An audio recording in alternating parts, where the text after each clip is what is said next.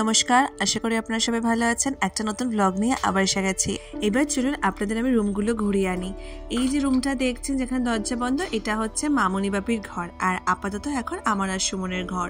এটা হচ্ছে বড়মার ঘর, পাশে একটা ওয়াশরুম, আর ওই যে জায়গাটা দেখলেন ওইখানে কিন্তু আমাদের রিসেপশন হয়েছিল। ওইদিকে বড়মা আর বড়দি অনেক করে ডাকছে খাওয়ার জন্য।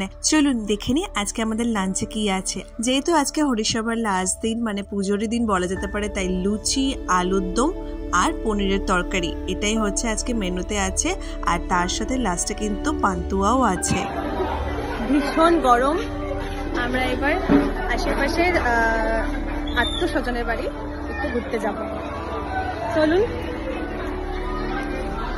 এই যে ঠান্ডা ওয়াটার ফিল্টারটা দেখছেন না, এই ওয়াটার ফিল্টারটা কিন্তু গ্রামের মানুষদের জন্য ট্রাস্ট থেকে করে দিয়েছে, আর এই গরমে যাতে একটু লোকে ঠান্ডা জল খেয়ে একটু বাঁচতে পারে।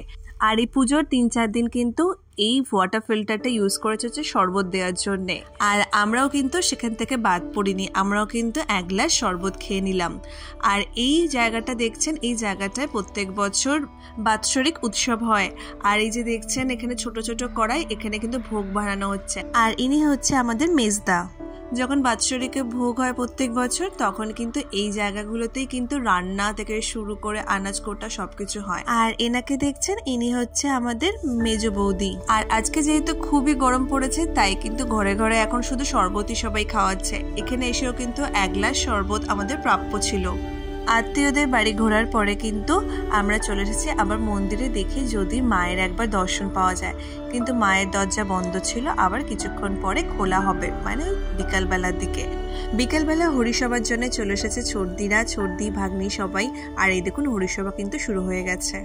এই হরিসভার জন্য লাস্ট 3-4 দিন কিন্তু প্রতিদিনই এরকম গান গাওয়া থেকে শুরু করে সবকিছু প্রোগ্রাম ছিল। আর আজকেও শেষ দিনেও কিন্তু এই কীর্তনটা হচ্ছে। আর এই ভিড়টা দেখছেন না, এই ভিড়টা কিন্তু শুধুমাত্র বাতাসা ছোড়ার জন্য, মানে এই বাতাসা সবাই ছুড়বে আর সবাই ওখান থেকে কুড়াবে। আর এটাকেই বলে হচ্ছে হরির লুট। প্রত্যেকবার কিন্তু সুমনের নামেও বড়মা হরির লুটে বাতাসা দেয়। এইবার কিন্তু সুমন নিজেই হরির লুটে বাতাসা ছড়াবে, সেটা আপনাদের দেখাবো আমার নেক্সট ব্লগে। টাটা।